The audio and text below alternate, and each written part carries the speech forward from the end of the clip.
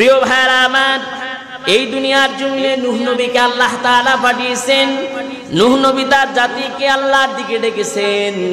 কোরআনুল কারীমে আল্লাহ রাব্বুল আলামিন সেই কথাটা বলেন, লাকাদ আরসালনা নূহান ইলা কওমিহি ফাকালা ইয়া কওমি ইবুদুল্লাহ। আমি নূহকে তার জাতির নিকট পাঠাইলাম। ফাকালা, তিনি ডাক দিয়ে তার জাতিকে বললেন, ইয়া কওমি, হে আমার জাতি, উবুদুল্লাহ, ইবাদত করো কার? সবাই বলেন ইবাদত করো কার?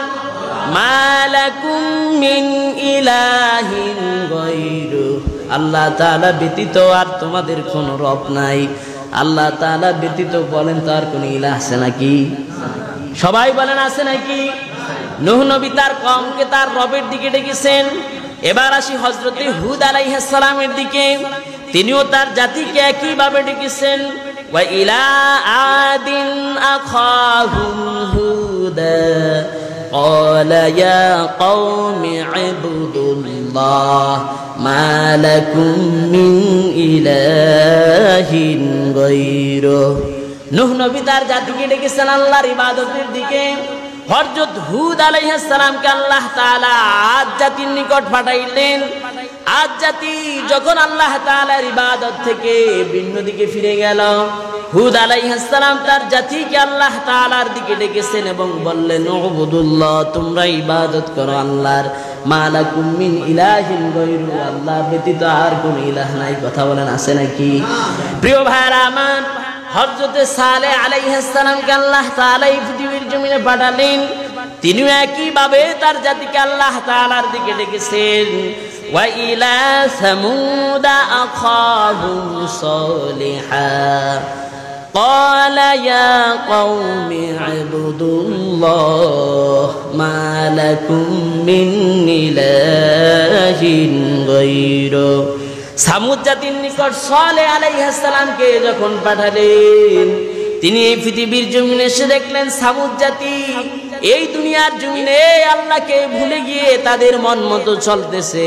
তিনি তাদেরকে আল্লাহ তাআলার ইবাদতের দিকে ডেকেছেন। শুআয়ব আলাইহিস সালামকে আল্লাহ মাদিয়ান জাতির নিকট পাঠালেন। তিনি এসে একই মাধ্যমে দিনের দাওয়াত দিতে লাগলেন।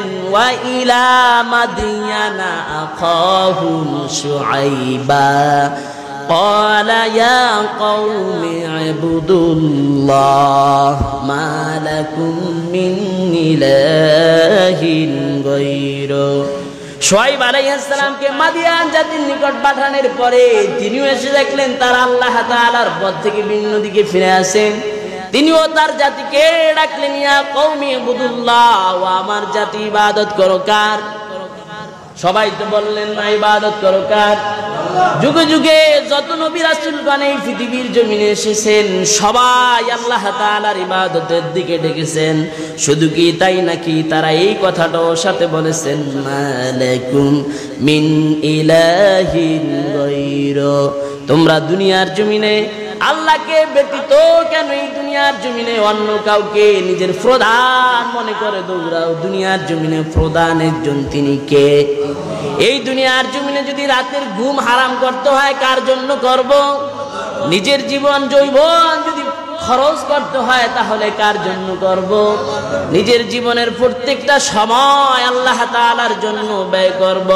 হুদ আলাইহিস সালামকে পাঠালেন, নূহ নবীকে পাঠাইলেন, সালেহ আলাইহিস সালামকে পাঠালেন, শুআয়ব আলাইহিস সালামকে পাঠালেন। সব নবীরা দুনিয়ার জমিনে আসার পর মানুষদেরকে দাওয়াত দিয়েছেন কার দিকে? আমাদের নবীর পূর্বেকার নবীর নাম ঈসা।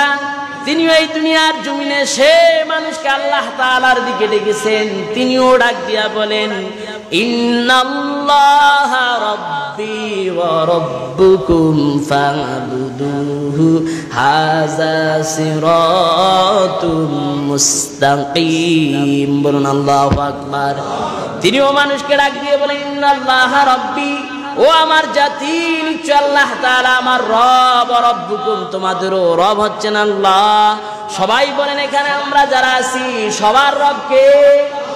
এজন্য ঈসা নবী বলেন ফাবুদুহু, অতএব তোমরা আল্লাহ তাআলার ইবাদত করো। হাযা সিরাতুম মুস্তাকিম, আর এটাই হচ্ছে সরল সঠিক রাস্তা, যেই রাস্তায় ইবাদত বন্দেগী করতে করতে বান্দা আল্লাহ তাআলার জান্নাতের মধ্যে চলে যায়। সুবহানাল্লাহ। ইবাদত করতে করতে কোথায় চলে যায়?